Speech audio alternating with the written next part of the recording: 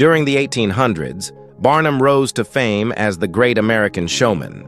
He made a name for himself by presenting strange and captivating attractions to audiences hungry for something beyond the ordinary. One of his signature ways to draw crowds was by spotlighting people with rare or unusual traits. This spectacle became known as his freak show, which toured globally and sparked a wave of imitations from other circuses, hoping to cash in on the same twisted appeal. In this video, we'll explore the lives of 15 circus freaks that once actually existed. So stay tuned till the very end. Number 15. The Grand Buffalo Hunt. The infamous Barnum didn't need tickets or human oddities to make money.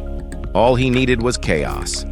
In 1843, he bought 15 young, half-starved bison calves for $700 and had a plan: turn them into wild buffalo and give New Yorkers a frontier spectacle. On August 31st, the Grand Buffalo Hunt took place in Hoboken, with free entry but expensive everything else. Barnum made deals with ferry companies, food vendors, and drink sellers, raking in cash while the show remained free. Ironically, more than 24,000 people arrived, some clinging to railings, some nearly drowning. When the gates opened, the terrified calves bolted through the fencing. The crowd panicked. One man fell from a tree and died on the spot. Others were nearly crushed. But the disaster didn't matter. People left breathless, thrilled by the madness. Barnum walked away with $3,500, which was an enormous haul at the time. It wasn't just about the buffalo, it was about packaging chaos, calling it entertainment, and making people feel lucky just to have seen it. Number 14. Emma Leech. Emma didn't ask to be known, but history made sure she was. In mid-70s Boston, she became one of the first documented human curiosities in America. Just 22 inches tall, she was mentioned in Ames's almanac alongside politicians. But unlike them, she got a full write-up. The article focused entirely on her body, breaking her down by inches like a medical chart. And yet, buried near the end was one honest line. The author admitted she refused to be examined. That sentence said more than the rest. Emma couldn't control how people described her, but she could decide what they were allowed to touch. She didn't chase crowds or attention. She just existed, and when pushed, she said no. In an era where women had no voice and disabled women had even less, Emma's refusal stood out. Her measurements were printed, her portrait circulated, but her story held its line. Quietly, she became the first to say, "This body belongs to me." Number 13. Kitty Smith. Kitty Smith's story doesn't start with the stage, it starts with violence. When she was 9, her dad held her arms against a stove. The burns were so severe, surgeons amputated both limbs. She spent years in an orphanage, later telling people it was an accident. But court records said otherwise, and her creepy dad walked free. Kitty didn't let pity write the rest of her life. She learned to paint, write, and sew using only her feet. At 18, she printed her own autobiography and sold it door to door for 25 cents. She earned over $35,000, a staggering amount for a disabled woman at the time. Eventually, she joined a sideshow. Well, not for fame, but because it gave her independence. Audiences stared at her feet. She used them to build a life. Kitty didn't ask for kindness. She worked for respect. And through quiet endurance, she turned her story into something far more powerful than pity. She made it impossible to forget. Number 12. The Alligator Girl. Esther Parnell lived with ichthyosis, a skin condition that cracked and hardened her body into something people didn't understand. That didn't stop her. She performed under the name the Alligator Girl, later teaming up with her brother Bill as the Alligator Twins. Together, they stood on stage not to shock, but to work, and they made sure every stare came with a price tag. In 1947, Esther married a musician, had her first child, and never stopped touring. She raised 7 kids on the road, acted in low-budget horror films, and stayed booked long after others faded. She didn't cover her skin or explain it away. She used it. Esther kept smiling through the whispers, the stares, and the headlines that reduced her to a nickname. When she passed in 2003, people remembered her not as a sideshow act, but as a mother, performer, and woman who lived on her own terms. She didn't chase approval. She earned survival with grit and a little glitter. Number 11. Lilliputia. Coney Island once built an entire village for people under 4 feet tall and called it Lilliputia. It looked like a European town, only smaller. Tiny houses, tiny streets, a scaled-down post office. But it wasn't make-believe. It was real life for the more than 300 people who lived and worked there. Every day, tourists walked through the streets, watched performances, and gawked at the miniature town. Lilliputia even had its own mayor and police force. But behind the painted rooftops, the whole setup still rested on spectacle. Promoters brought in full-sized visitors just to emphasize the difference. It was marketed as whimsical, but it was rooted in the same old freak show model. Watch people who look different.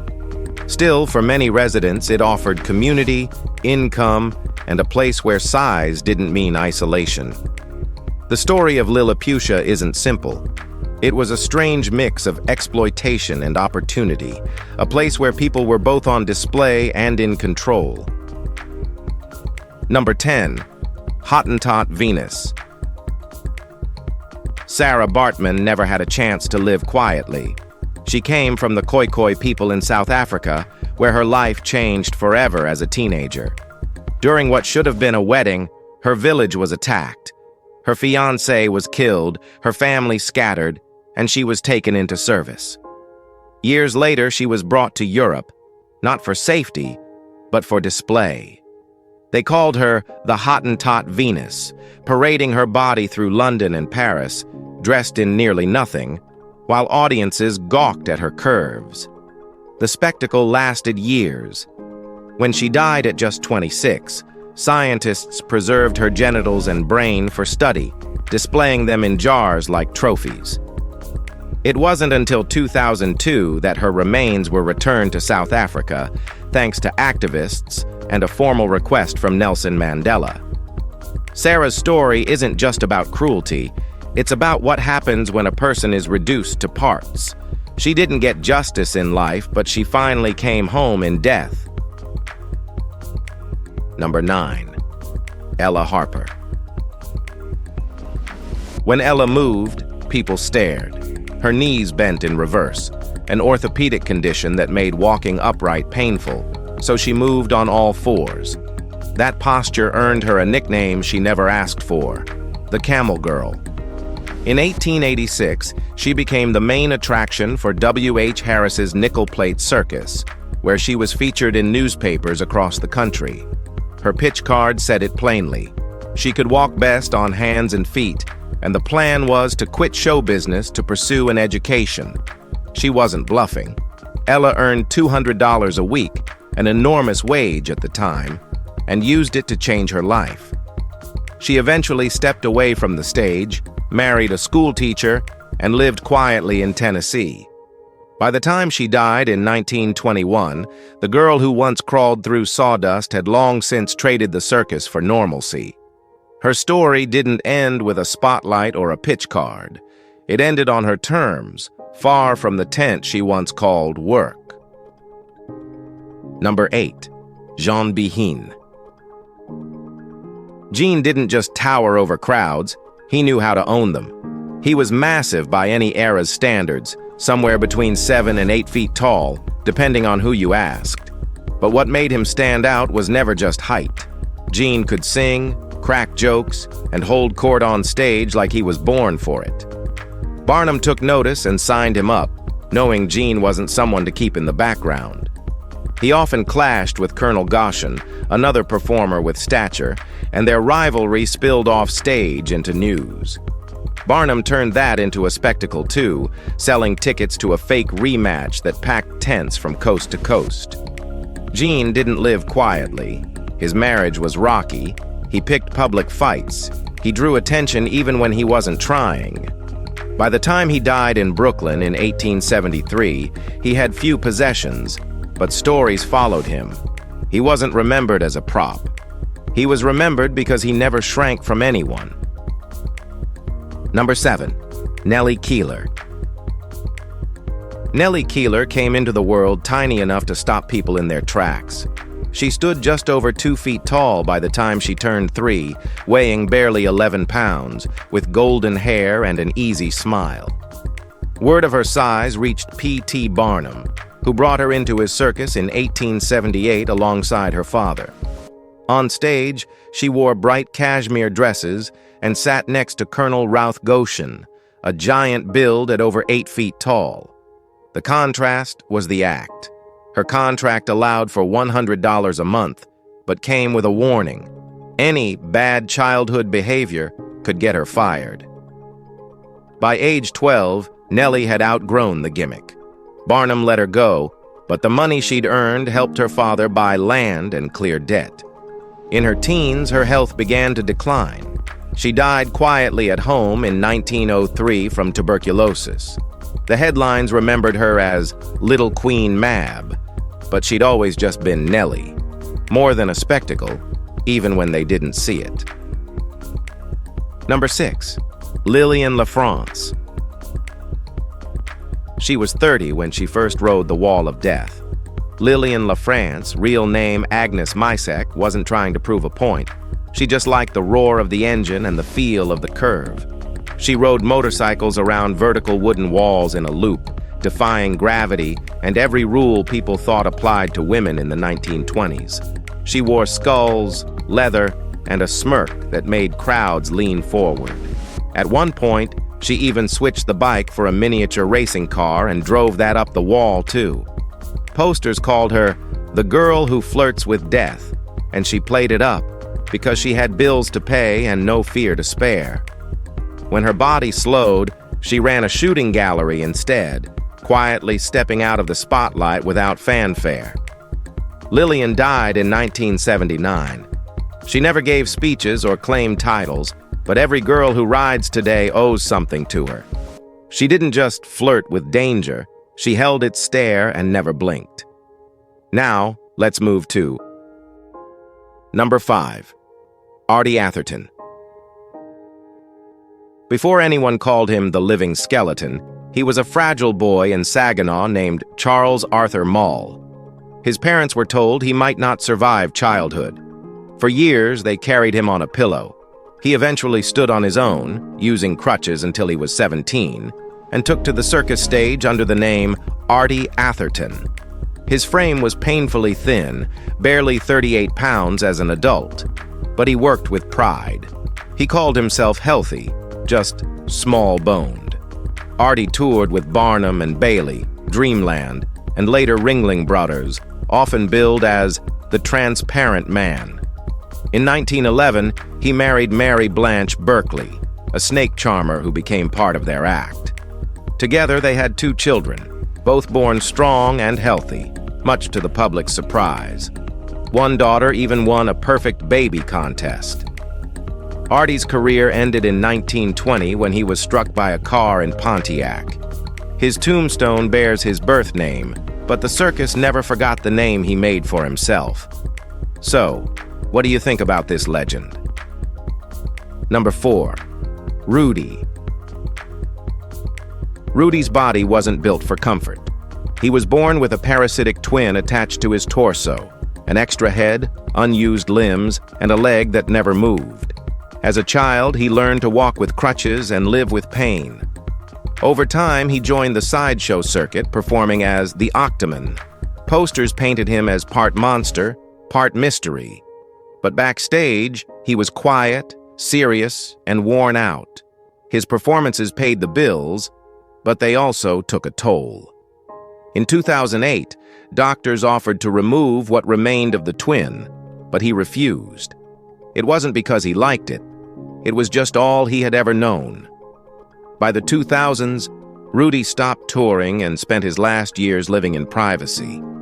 When he died of a stroke in 2023, there was no spotlight left to follow him home.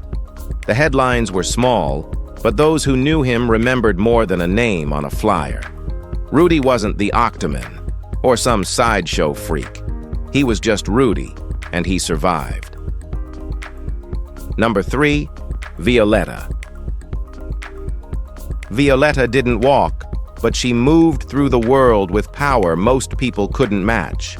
She was born with a rare condition that left her without arms or legs, yet she learned to dress herself, brush her hair, and even sew. She performed under the stage name The Armless and Legless Venus, a title that turned some heads, but it was her control over the crowd that made her unforgettable. Her sense of balance was near perfect, her poise unmatched. After each show, a nurse carried her through the audience, allowing people to take a closer look. Not everyone came with good intentions. Some crossed the line. When they did, Violetta didn't hesitate. She jabbed them with her shoulder hard enough to make them back off. Her life wasn't about sympathy or applause. She didn't ask for pity, and she didn't play victim. On stage and off, she set the boundaries. Her body may have been different, but her rules were her own. Number 2, Ann Bevan. Mary never imagined a sideshow career. She trained as a nurse, married, and raised 4 kids in East London. Then her husband died suddenly, and something else started changing. Her face grew larger, bones thickened, eyesight weakened. Acromegaly had taken hold. With no income and 4 mouths to feed, she made a choice. One she hated but accepted. She entered a contest for Ugliest Woman in the World. She won. The title broke her heart, but it gave her a job. Samuel Gumpertz hired her for Coney Island's Dreamland, and she later joined the Ringling Brothers. She performed for years, enduring stares and cruel jokes, but she never lost her dignity. In interviews, people called her kind, smart, and composed. She didn't hide who she was, and she didn't want pity. Anne worked until the end and was buried in 1933. Her image was misused long after her death, but the truth always remained. She was more than what they saw. Number 1, the pig-faced lady. For a while, she was everywhere. Papers, gossip, street posters. The pig-faced lady wasn't real, but you'd never know it from the frenzy. The story picked up steam in the winter of 1814, fueled by anonymous reports claiming a noblewoman had the face of a pig. Circuses jumped on the tale, each claiming to showcase her. The legend grew until fact and fantasy blurred. The worst hoax came years later, when one fair paraded an actual bear, shaved, drugged, dressed in a gown, and claimed it was the infamous lady. People paid to stare. They clapped, laughed, and whispered. No one questioned it. Over time, the myth unraveled. There was no aristocratic pig woman hiding behind curtains, no disfigured heiress locked away. Just a rumor, built on fear and fascination. It lasted decades because people wanted to believe something strange existed just out of sight. In the end, the pig-faced lady wasn't a person. She was a reflection of how far some will go to feed curiosity. If you've enjoyed watching this video, be sure to like it, share it, and subscribe for more content like this. Thanks for hanging with us, and we'll see you soon.